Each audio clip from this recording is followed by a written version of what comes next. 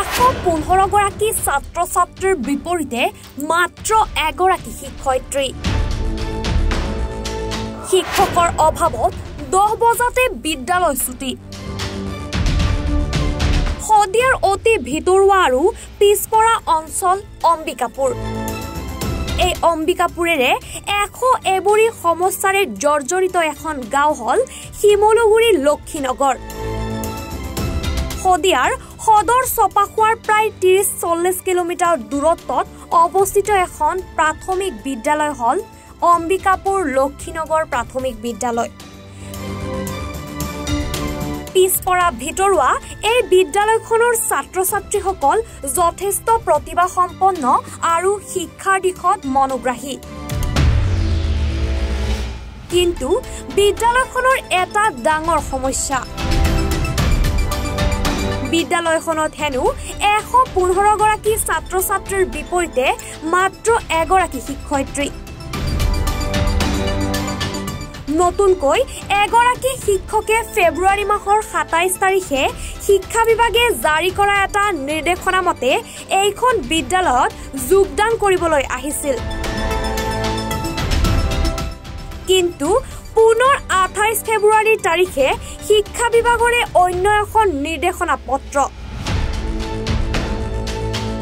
এই বিদ্যালয়খনত যোগদান কৰাৰ পাছত এটা দিনৰ অন্তত আন এখন বিদ্যালয়ত পুনৰ যোগদান কৰে বৰ্তমান শিক্ষকগৰাকীয়ে। এখন বিদ্যালয়ত যোগদান কৰাৰ পাছত এটা দিনত অন্তত আন এখন বিদ্যালয়ত পুনৰ যোগদান বৰ্তমান শিক্ষকগৰাকীৰ। চপখোৱা 2 নং টাউন প্ৰাথমিক বিদ্যালয়ত যোগদান কৰাৰ অভিযোগ স্থানীয়ৰ। গাঁৱৰ ৰাইজৰ প্ৰশ্ন, ই কেনেকৈ সম্ভৱ? ইয়াকে লৈ গাঁৱৰ ৰাইজ বিদ্যালয় পৰিচালনা সমিতিয়ে কণ কণ ছাত্ৰ-ছাত্ৰীৰ মাজত অনুষ্ঠিত কৰে এখন সভা।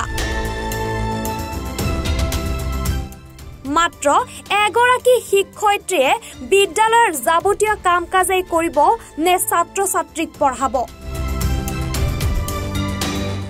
নিতৌ শ্ৰেণীকোঠাত ছাত্ৰ-ছাত্ৰীৰ উপস্থিতিৰ ফটো টেবলেটত তুলি আপলোড কৰিবলৈ নেটৱৰ্কৰ অভাৱত গাঁওখনৰ ইমূৰৰ পৰা সিমূৰলৈ ঘূৰি ফুৰে শিক্ষয়িত্ৰীগৰাকী। কণ কণ ছাত্ৰ-ছাত্ৰী, অভিভাৱক অভিভাৱিকা বিদ্যালয় পৰিচালনা সমিতিৰ এটাই অনুৰোধ মুখ্যমন্ত্ৰী আৰু শিক্ষামন্ত্ৰীলৈ।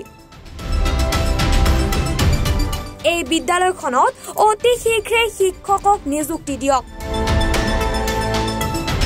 লগতে এটা দিনৰ পাছতে শিক্ষা বিভাগৰ তৰফৰ পৰা বদলীকৰণৰ অন্য এখন নিৰ্দেশনা কেনেকৈ আহিল তাৰ ওপৰতো তদন্তৰ দাবী ৰাইজৰ।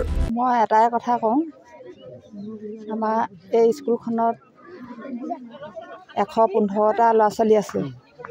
এই 115টা ল'ৰা ছোৱালী এগৰাকী বাইদেৱে কেনেকৈ চম্ভালিব তাকে কওঁ। কিন্তু এগৰাকী বাইদেৱে এতিয়া ফটো মাৰিবনে, ল'ৰা ছোৱালীক চাবনে, কোনোপিনে একো কৰিবলৈ উপায় নাই।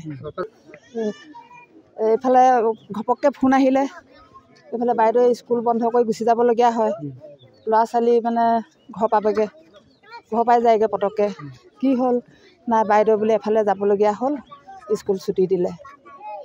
সেইটো কথা। এতিয়া ধৰক আমাৰ ইয়াত স্কুলত এতিয়া 1-2জন নহয়, 3-4জন আমাক শিক্ষক লাগে।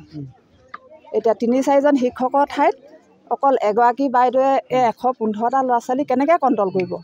2টা ল'ৰা ছোৱালী আমি ঘৰখনত মাকজনীয়ে কণ্ট্ৰল কৰিব নোৱাৰোঁ। এই 115টা ল'ৰা ছোৱালী এগৰাকী বাইদেৱে কেনেকৈ কণ্ট্ৰল কৰিব? সেয়া আমাৰ এটাই অনুৰোধ, চৰকাৰলৈ আমাক মানে শিক্ষক লাগে। ছয়খোৱা শদিয়াৰ পৰা নৰেশ প্ৰজাৰ প্ৰতিবেদন, এনি ভাৰত 24।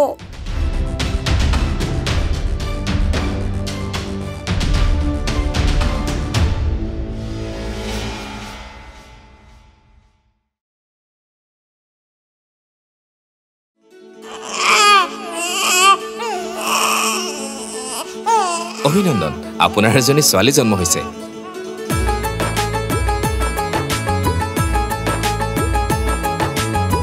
লাহি পাহি এজনী পৰি